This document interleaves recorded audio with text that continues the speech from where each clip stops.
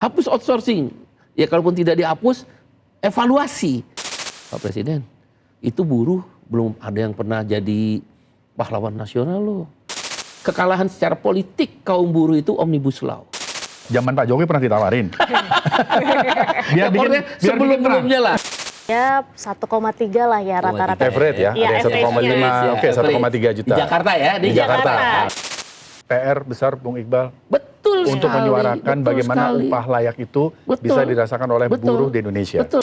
Anda sudah di dalam istana. Anda masih bersama kami atau bersama Presiden aja?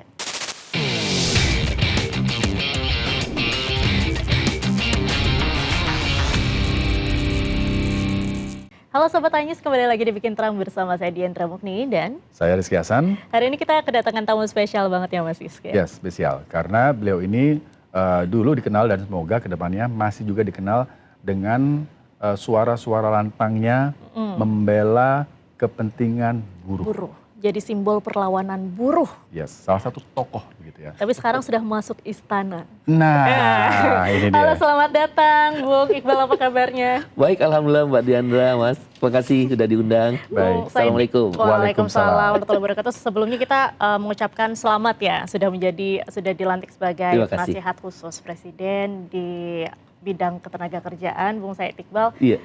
Kalau kita lihat kan Bung Iqbal ini dikenal lantang, Ya. begitu. Tadi seperti yang Mas Rizky bilang, dikenal lantang mengkritik pemerintah dari luar.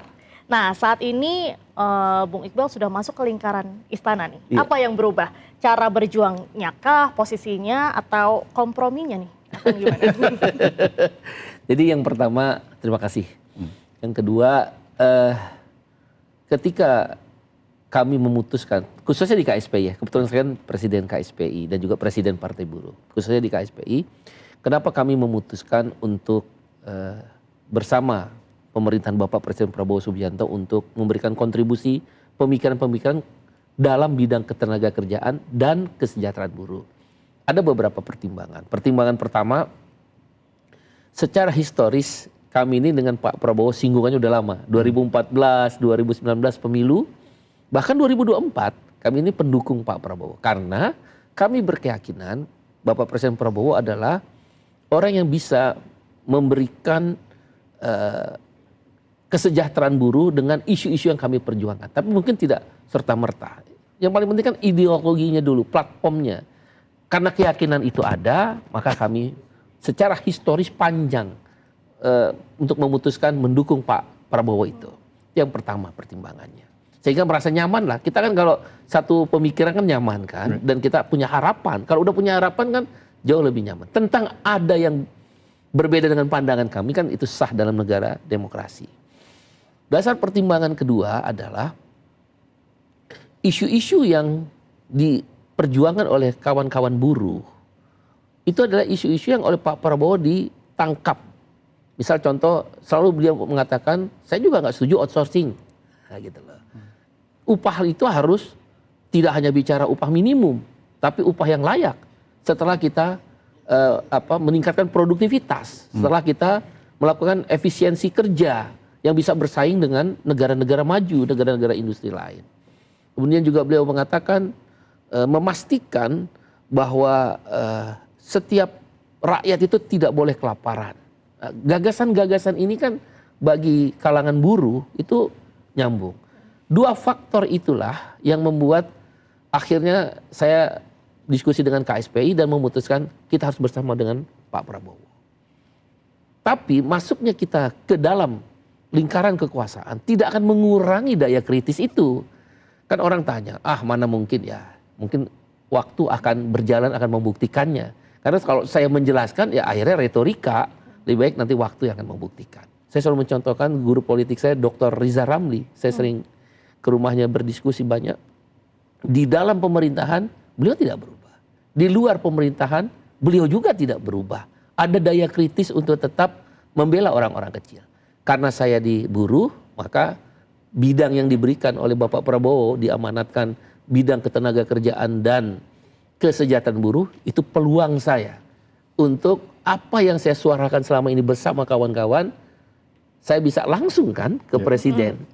untuk menyampaikan hal-hal itu. Kira-kira itulah pertimbangannya. Oke. Mudah-mudahan tidak terlalu merasa moralis banget. Pokoknya itulah yang saya rasakan, itu aja yang saya pikir.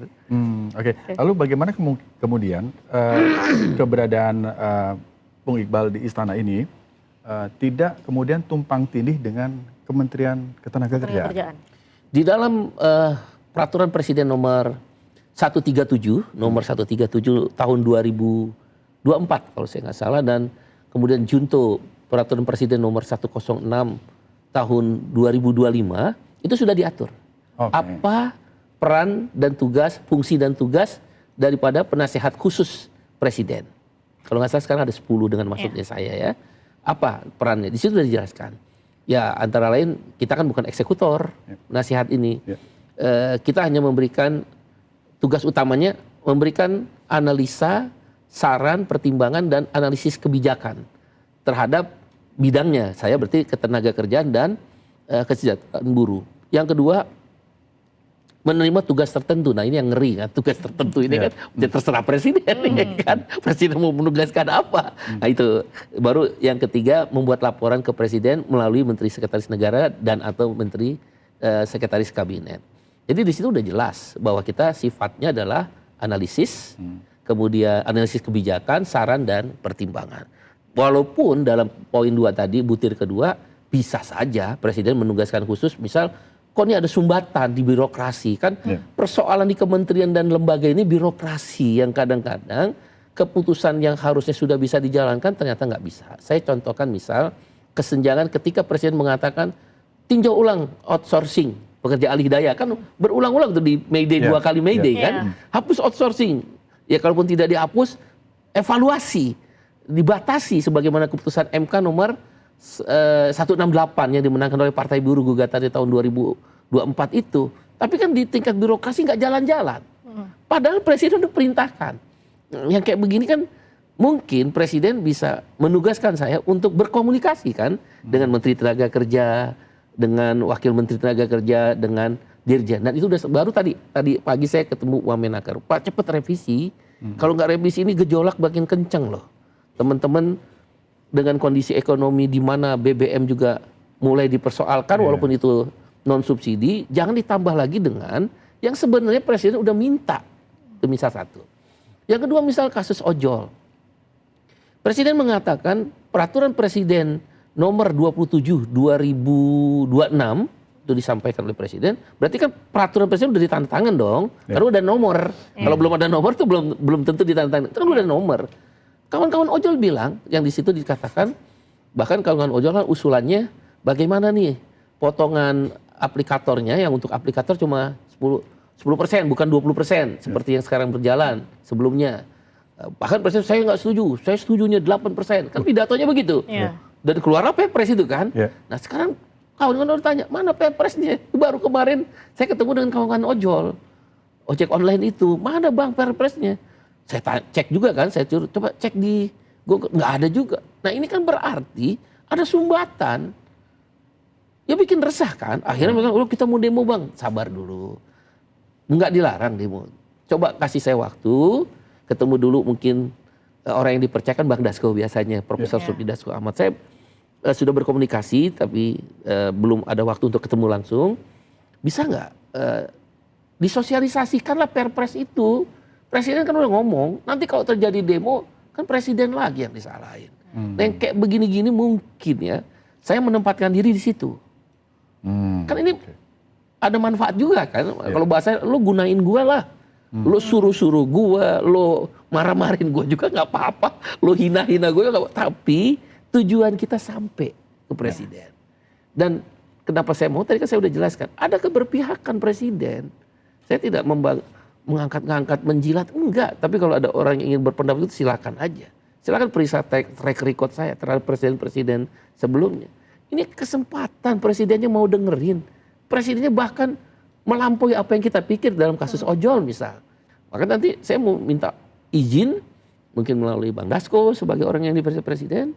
Syukur-syukur bisa ketemu presiden, ketemu Menteri Perhubungan. Harusnya Anda kan langsung bikin permennya dong. Kan Perpresnya udah, lo bikin dong permennya. Kalaupun lo nggak bikin permen, lo sosialisasi dong. Ya. Kamu bisa sosialisasikan sehingga tidak menimbulkan keresahan. Keresahan, ya. Jadi ada dugaan jangan-jangan udah datang nih para pengusaha aplikator ke Menteri Perhubungan, jangan-jangan ya, ini belum tentu benar, namanya kan jangan-jangan. Kan akhirnya menimbulkan kecurigaan-kecurigaan yang akhirnya ujung-ujungnya presiden antara omongan dan tindakan berbeda. Padahal kan enggak. Nah itu yang seperti itu, sumbatan-sumbatan seperti itu kan menjadi penting. Begitu pula misal dalam satu perhelatan 2025 May Day lalu, saya kan kebetulan di samping presiden, saya bisik, Pak Presiden, itu buruh belum ada yang pernah jadi pahlawan nasional loh. Tidak satu ini. Langsung beliau begini, menurut kamu siapa? Sambil dia menurut kamu siapa? Marsina. Iya, makanya kemarin dijadikan. Isu Marsina. Iya. Ini Oke, saya ingin peresmian. menjelaskan, ini kan di balik layar, betapa mudahnya kita berkomunikasi dengan waktu yang tepat. Gitu loh. Menurut kamu siapa? Marsina. Yang lain setuju nggak? Setuju. Yaudah kita umumin. Diumumin kan Marsina. Iya. Betapa nggak ada hambatan presiden itu terhadap kebaikan-kebaikan yang kita inginkan. Tapi bukan berarti presiden juga tidak mendengar dunia usaha. Ada sisi lain. Bahkan kan dulu pernah diundang di Hambalang katanya kan teman-teman Apindo, Kadin. Kalau kita tepat, waktu yang tepat, mudah. Akhirnya kan Marsina menjadi pahlawan nasional. Begitu pula dalam kasus, ini kan buruh banyak yang nggak tahu. Saya cerita lah, karena saya udah bukan lagi di luar atau di dalam. Kan saya cerita, tidak juga presiden susah untuk kalau kita, tadi waktu yang tepat, situasi yang tepat, ya mungkin hatinya lagi senang juga. Kalau hatinya nggak senang, mungkin namanya manusia ya. Mungkin ntar saya pikir gitu. Saya bilang begini, melalui Bang Dasko, waktu itu kita mengajukan gugatan Omnibus Law, Undang-Undang Cipta Kerja, di mana outsourcing merajalela, orang dikontrak seumur hidup, dikontrak terus masih boleh dengan outsourcing, upah nggak pernah naik 10 tahun. Itu kan pukulan buat kawan-kawan buruh, atau bahasa kami, kekalahan secara politik kaum buruh itu Omnibus Law. Ya. Dihabisin kan, ditekan habis. Oke, kita gugat Partai Buruh, KSPI, KSPSI Andi Gani, dan FSPMI. Menang. 21 pasal harus dirubah, yang kemudian nanti orientasinya Oktober 2026 harus dibuat undang-undang baru. Itu kemenangan kaum buruh pertama. Oke, yang kemudian kita membentuk partai buruh untuk memperkuat secara politik. Kami hanya menyampaikan kepada Presiden, Pak, melalui Bang Dasko, jangan ada perpu. Kalau Bapak perpu lagi, gejolak nih. Dan buruh kalau udah gejolak, berjilid-jilid deh demonya. Terus kan investor juga akan melihat, ya gejolak lagi. Kapan gue mau bisnis? Dolar bisa-bisa dimainin lagi. Nah, langsung Bang Dasko, oke, saya mau presiden, langsung dijawab, ya oke, nggak ada perpu. Nah, ini kan ditunjukkan keberpihakan dan menghormati keputusan daripada keputusan Mahkamah Konstitusi. Disitulah kita semua pihak mencari rasa the last guard-nya kan, mencari keadilan di gerbang terakhirnya. Nah, itulah yang saya rasakan ya.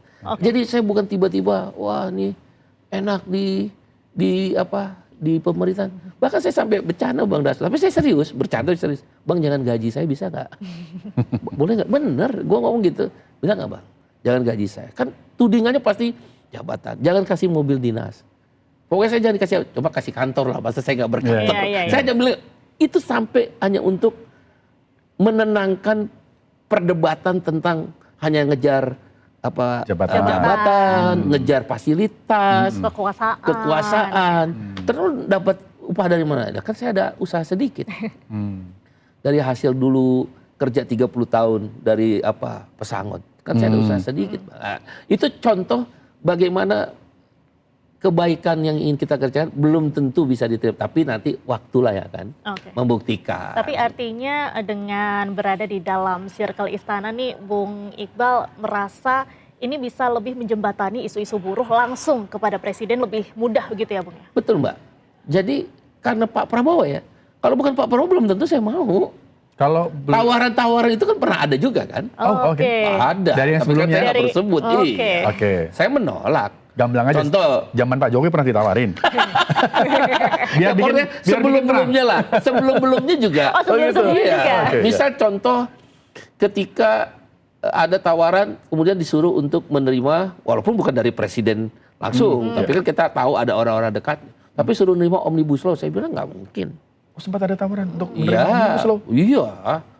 Tapi kan ini udah lewat lah ya kan.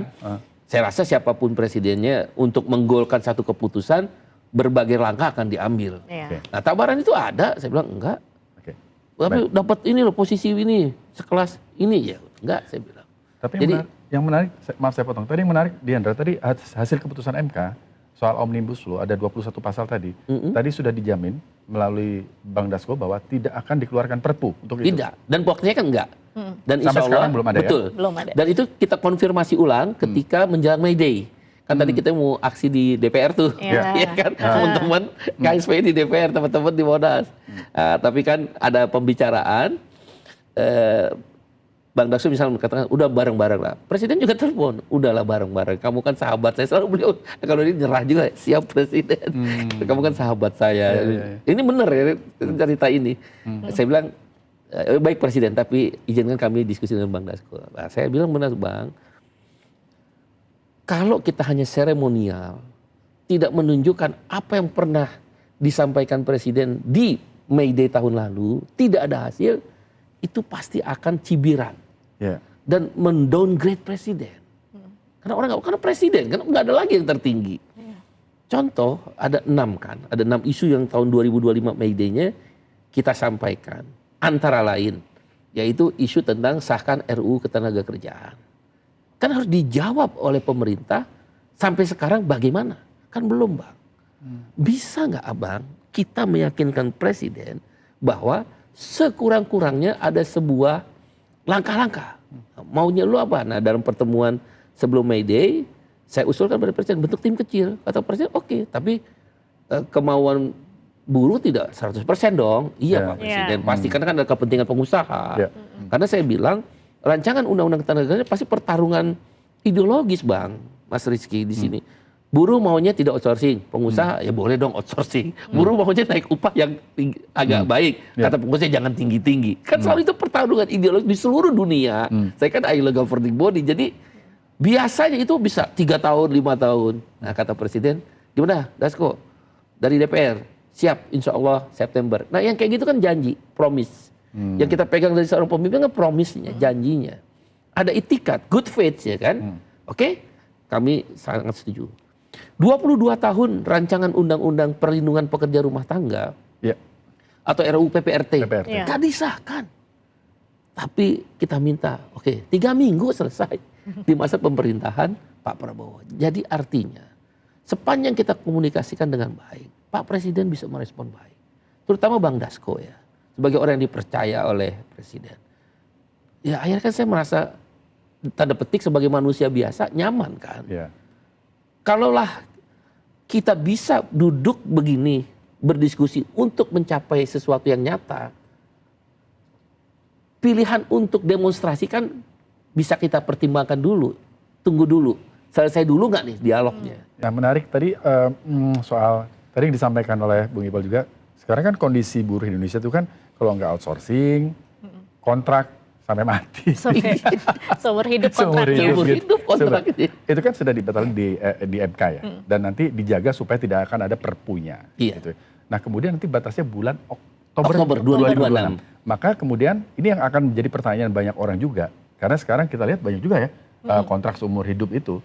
Berarti itu nanti setelah Oktober dijamin tidak akan ada kontrak seumur hidup. Kita harapkan semua apa yang menjadi perjuangan buruh maupun keinginan pengusaha harus didengar juga. Ini kan nggak mungkin ada buruh kalau nggak ada pengusaha untuk mendirikan perusahaan atau pabrik. Kita menginginkan selesai di tingkat konstitusinya, yaitu Undang-Undang Ketenagakerjaan yang baru, bukan revisi. Perintah MK itu Undang-Undang Ketenagakerjaan yang baru. Tidak boleh Omnibus Law. Itu juga perintah MK. Tentu isu-isu tentang outsourcing, upah layak. Karyawan kontrak tidak seumur hidup, PHK yang tidak dipermudah, pesangon. Misalnya saya contoh ya kan, misal sahabat kita Pak Menko Perekonomian, easy hiring, easy firing. Ya bagi buruh meradang lah, enak aja. Gue sekolah capek-capek, lu tarik, kemudian lu pecat begitu aja, tunggu dulu dong. Harus ada mekanismenya dong kalau ingin memecat. Harus bawa ke persisian hubungan industrial. Nah, tapi kan bagi Pak Menko easy hiring, easy firing, gampang gitu loh, nggak bisa. Di sini kita akan diskusikan. Terbentuk pesangon, masa orang udah kerja 30 tahun, pesangonnya misal dengan gaji 5 juta cuma dikasih 20 juta, ya kan nggak masuk akal lah. Keuntungan lo juga lo simpen untuk diberikan kepada buruh setelah dia habis masa tugasnya karena di PHK atau masukin pensiun, kan itu harus diatur semua itu. Nah, mudah-mudahan termasuk perlindungan pekerja perempuan, pekerja migran, pekerja digital platform, termasuk Gojek, termasuk Shopee. Kan kita juga menginginkan mereka dilindungi dong. Ya lo nggak boleh kaya, lo bisnis boleh, kalau bahasa presiden, Anda boleh bisnis, tapi jangan sengsarakan rakyat saya. Itu presiden ngomong gitu. Jangan sengsarakan rakyat saya. Ketika beliau berdiskusi katanya dengan para aplikator, Gojek, Grab, bahkan Goto kan dimasukin Danantara, itu tujuannya. Nah, oleh karena itu kita harapkan, menjawab pertanyaan tadi, di Undang-Undang Ketenagakerjaan ini kita bisa mencapai titik temu bersama. Saya juga akan datang kok ke Apindo Kadin untuk menjelaskan pikiran-pikiran yang ingin saya bawa sebagai analisis kebijakan, saran pertimbangan pada presiden. Jadi nggak ada yang di ruang gelap, nggak ada itu di bawah tangan, nggak ada. Kita buka, oke, pengusaha maunya apa? Oh, kami ingin misal flexible labor market. Oke, flexible labor market. Tapi dari sisi buruh akan minta apa perlindungan dan pertanggungjawabannya. Misal, jangan gampang PHK. Kalau outsourcing pasti gampang PHK. Karena saya kerja dengan Mas Rizky, tapi melalui Mbak Diandra. Kan saya nanti ketika di PHK Mas Rizky, terus saya bilang gimana? Ke Mbak Diandra, loh kita nggak ada hubungannya. Saya cuma nyalurin. Nah, kan nggak boleh dong kayak begitu. Boleh fleksibel berarti kontrak. Nah, negara konstitusi memberi ruang 5 tahun. Nah, mungkin di situ yang kita diskusikan. 5 tahun ini bagaimana cara mengatur agar buruh juga tidak dikontrak terus-menerus. Mungkin setelah 5 tahun, dulu kita kan nggak ada istilah kontrak. 3 bulan percobaan. Dulu kan ada istilah percobaan. Percobaan 3 bulan, setelah itu diangkat karyawan tetap. Sekarang udah nggak ada. Semua orang dikontrak, semua orang di outsourcing. Terlalu liberal. Setelah 5 tahun kontrak baru lagi. Kontrak baru lagi. Diputihkan dulu. Iya, maka misalnya cukup 2 kali kontrak, kan udah 10 tahun, udah tinggi lah. Setelah 10 tahun lo angkat lah. Masa udah 10 tahun orang ngabdi dibuang begitu aja. Misal, kan di situ kita buka sama-sama tentang kepentingan masing-masing. Dialog ini menjadi penting. Tugas saya mungkin di situ. Nah, kalau misalnya kita lihat kan selain concern outsourcing gitu, upah layak saat ini kan juga masih menjadi topik panas nih. Kalau misalnya kita lihat dari UMR Jakarta sendiri, menurut Bung Iqbal cukup atau enggak? Atau layak atau enggak di sekarang? Masih bisa masih bisa bertahan kah? Atau masih bisa beli rumah kah? Masih bisa nabung kah? Atau kayak bertahan aja dari gajian ke gajian aja nih? Pertanyaan yang menarik ya. 5,7 sekian. 5,73 juta. Iya, oke. Kalau ngikutin surveinya BPS 5,8, itu pakai BPS aja udah nggak terpenuhi itu. Ya kan? Nah, masih di bawah tuh.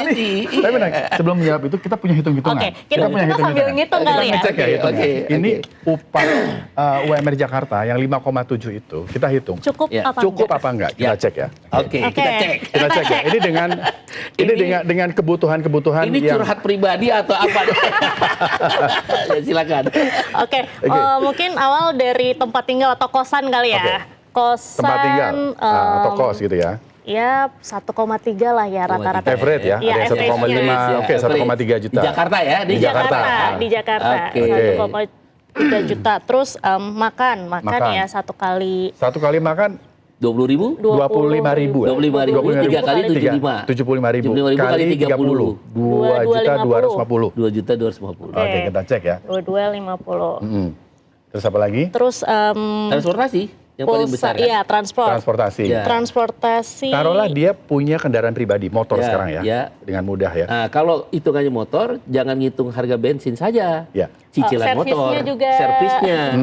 Gitu loh. Kalau Ya. kita mau ngitung motor. Ya. Tapi kalau mau ngitung transportasi publik, berarti kita harus hitung dari mulai rumah dia ke tempat halte bus, stasiunnya. nah itu mau mana? Oke, motor. Katakan cicilan motor aja 500. 500.000. Per 1.000. Bensinnya? BBM kira-kira taruhlah 200-300.000 dalam 300.000, 800.000. Oke. Servisnya? Ya 200.000. 1 juta. 1 juta lah ya Oke. kita tulis. Ya, 1 juta. 1 juta. Oke.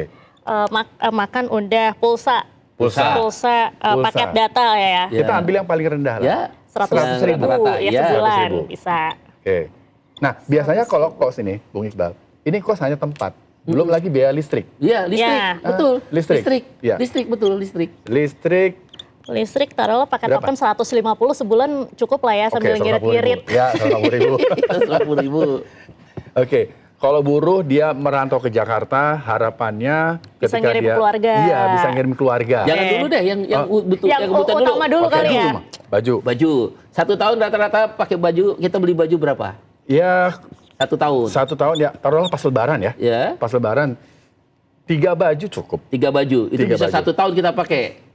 Kan harus dihitung juga sampai 1 tahun.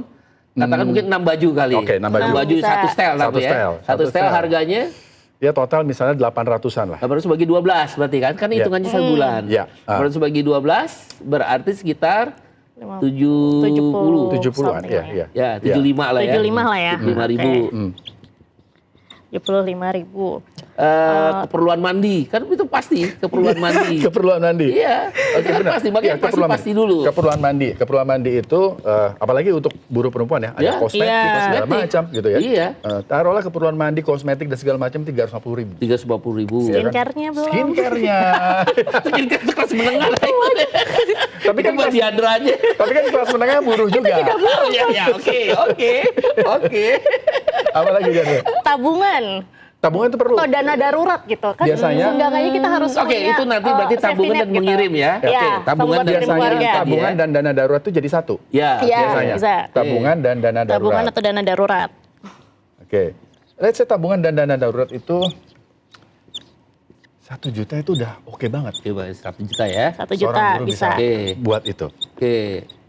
Buruh kan juga bukan manusia diem sampai rumah nonton Iya. TV kan? Iya. Iya, butuh hiburan. Iya. Butuh hiburan. Hiburan lah ya kita sebut ya. Hiburan jalan-jalan Hiburan, ketika day off atau Iya. libur. Rekreasi Iya, lah rekreasi. ya. Iya, sebulan membutuhkan TV, katakan harga TV berapa? Tapi sekarang jarang nonton TV Oke, biasanya. HP. Pakai handphone. Pakai handphone. Handphone, Sudah ya, terwakili berapa? dengan pulsa. Mungkin Tapi kan HP-nya beli. HP-nya beli berapa? Setahun sekali ganti nggak? Enggak sih. Enggak, oke. Enggak. Berarti nggak Taruhlah usah nih dihitung. hiburan untuk hiburan nongkrong mungkin gitu ya. Ya, budgetin 500 kali ya 500.000, coba. sebulan. Oke, kita hitung. Itu buruh kelas menengah itu dulu. Kirim keluarga belum? Kirim Ya. keluarga 500.000. Kirim keluarga ya. Per bulan ya. Coba Iya. dengan Hitungannya kan bulan semua Iya. ya. dengan komponen-komponen ini UMR Jakarta 5,7 sudah cukup atau belum? Coba kita hitung. Coba kita hitung. 1.300.000. Keren, 1.300, Ya. 2250, 1.300.000, betul. 1.300.000 2250, ditambah 2250. 1 juta, Oke, ditambah 1 juta. 100, Sorry, ditambah 1 juta, tambah 100, Ditambah 100.000. 150, ditambah 150, 75, ditambah 75.000, 350, ditambah 350.000, tambah 1 juta, ditambah 1 juta, tambah 500, ditambah 500, Udah pusing kan? ditambah 500. Pusing Iya, kan? Tombok. 7.225.000. Dan itu 7 sesuai. juta, 225.000. 225.000. Ya. Sementara UMR-nya 5,7. 5,729. Tomboknya kan kelihatan tuh. Iya, UMK 5,7. 5,729. Ini baru lajang ya? Dia kan Lajang. belum ngitung Iya, istri, lajang. belum Iya. ngitung Belum anak listrik. ya. Iya. Emang Belum upah minimum kan sekolahan, lajang ya. memang. Memang lajang upah minimum. Nah, bisa dilihat. minus dan Minus. kadang-kadang tabungan Minusnya. darurat itu memang benar-benar darurat, nggak ada tabungan tiap bulan kehidupannya Nah. darurat. Itulah pinjol kenapa meningkat. Oh. Jadi pelariannya ke pinjol, kan paling iya, gampang. iya, Ya. Tapi kan banyak yang bunuh diri. Ya. Tingkat bunuh diri tinggi loh. Ya. Media nggak memberitakan secara terus-menerus saja. Sekali-sekali diberitakan. Tingkat perceraian. Ya. Jadi ketika nilai upah yang rendah, daya beli rendah, konsekuensinya adalah kepada persoalan sosial. Ya. Perceraian yang tinggi, tingkat bunuh diri yang tinggi, penipuan Ya. di perusahaan, uang perusahaan diambil, penggelapan. Nah yang kayak begini kan negara harus hadir. Ya. Itulah kenapa ketika saya di luar saya teriakin tentang upah. Tesis saya itu tentang upah. Oke. kan selalu dipertanyakan dalam ilmu ekonomi itu centris paribus ya, faktor lain tidak dipengaruhi, tidak mempengaruhi centris paribus. Penciptaan lapangan kerja tergantung dari 4 variabel. 1, suku bunga. 2, inflasi. 2, pertumbuhan ekonomi. 3, upah. Yang keempat, ini data kita nggak punya, teknologi. 4 variabel ini. Jadi kita bisa hitung kalau upah naik X rupiah, berapa Y orang lapangan kerja yang diserap.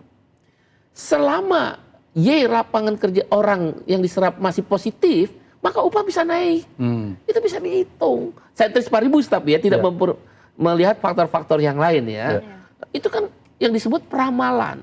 Anda bisa lihat. Ini kurang lebih berarti minusnya 1,5 juta. Anda bisa tahu kalau setahun dia berapa minusnya. Ya bener, 1,5 juta. Sudah nggak ada tabungan lagi. Iya. Berarti nggak ada tabungan. Dia hilangin tabungan dan hiburan. Tapi kan akhirnya jadi makhluk sosial yang tidak bisa berbuat apa-apa. Nah, yang lebih parah bahasa saya, kita kerja untuk miskin. Waktu kerja, karena nggak ada tabungan, nggak ada ya katakanlah hiburan itu, kita bayar pajak. Begitu selesai kerja, anak sekolah. Kan udah mulai selesai kerja, anak sekolah dong. Terus tabungannya di mana? Maka yang ada cicilan motor. Tadi ada cicilan motor. Dia jual motor. Itu pun motor tua. Jual motor tua, kemudian masih kurang, karena itu udah motor tua, ya kan? Mana lagi yang bisa ditabung? Kos nggak bisa. Kos nggak bisa. Oke lah, 1,3 itu katakan bisa juga cicil rumah di pinggiran kota. Nambah transport nanti. Nambah kos tambah transport. Transport tambah lagi kan. Maksudnya, Anda bayangin kita kerja untuk miskin. Ketika anak kita tumbuh, dia sekolah, kita kehilangan pekerjaan, nggak ada tabungan, apa yang terjadi? Dan ini adalah PR besar Bung Iqbal. Betul untuk sekali, menyuarakan bagaimana upah layak itu bisa dirasakan oleh buruh di Indonesia. Betul, maka saya ingin memulai dengan redefinisi upah. Cara ngitungnya yang kayak begini. Yang realitas kan ini, selama ini ngitungnya adalah kita baku. Itu kan zaman Sudomo 1982. Ini ada variabel yang belum masuk nih. Iya. Pajak. Pajak. Ada juga perusahaan yang bayar sih PPh 21. Ya kalau punya tapi motor. Kalau gross, ya kalau pajak motor kan harus pajak motor, pajak motor. Kalau punya rumah ada PBB. Pajak motor, PBB. Redefinisi itu misal, tadi kebutuhan dasar itu apa sih? Ya udahlah. Kalau kan Pak Prabowo menyatakan setiap orang punya rumah, berarti jangan kos, cicilan rumah. Cicilan rumah. Itu kalau dia tinggal di Jakarta berarti cicilan rumah versi Jakarta. Kalau dia tinggal di Bekasi, cicilan rumah versi Bekasi. Jangan kontrakan atau kos. Kan mudah. Yang kedua, udah makan. Nggak mungkin kan sekarang ini ikan segar 5 potong. Gimana orang makan ikan segar 5 potong setiap bulannya? Daging 3/4 kilogram. Udahlah cukup ke warteg kita hitung tadi tuh. 30.000, 20.000, 30.000, kira-kira begitu. Ngirit-ngirit makan sekali sehari. Enggak Bang, masih mending. Hari ini pagi telur ceplok, siang telur dadar, malam telur bulat. Ya Pak, telur terus. Sekarang telur udah naik, pusing lagi. Baik, oke. Angka-angka ini yang tadi disampaikan oleh Bung Iqbal akan diperjuangkan. Bagaimana upah layak untuk buruh itu akan terus digaungkan. Meskipun sebagai tokoh pergerakan buruh yang tadinya di jalan, kemudian sekarang masuk di istana, akan terus digaungkan. Tapi tentu bukan angka baku ya. Bukan angka baku. Definisinya adalah tadi kos, nanti Bekasi dengan Jakarta beda, Bekasi dengan Bandung beda. Jadi yang disebut survei ke lapangan. Survei ke lapangan dengan melakukan redefinisi tentang KHL, kebutuhan hidup layak. Kalau di internasional itu namanya standard living cost. Nanti saya akan kasih masukan Pak Paropa. Kita menyebutnya standard living cost. Kalau orang luar negeri itu gampang. Satu, dia bisa nabung berapa dulu. Oke, misal 10% dari pendapatannya. Masukin tuh, kunci. Karena yang disebut layak itu menabung. Kalau nggak nabung ya berarti nggak bisa layak. Harga susu berapa? Harga gandum berapa? Cuma kalau nggak salah cuma 7 item kalau nggak salah di standard living cost. Nah, mungkin di Indonesia kita coba secara bertahap. Karena kita juga harus sadar supply and demand kita, pasar tenaga kerjanya kan masih jomplang di supply. 10.000 lulusan misalnya, lulusan sekolah, tapi yang terserap tenaga kerja hanya 1.000. Mereka 9.000 nganggur. Ya. Setiap tahun begitu. Kita juga harus sadar itu. Makanya dalam ilmu ekonominya itu tetap nanti mempertimbangkan supply and demand terhadap kemampuan untuk upah. Maka saya membagi, ini mau usulan nih, usulan presiden, bagi untuk labor intensif padat karya yang labor cost-nya tinggi sampai 10-30%, kita hitung berapa upah minimumnya.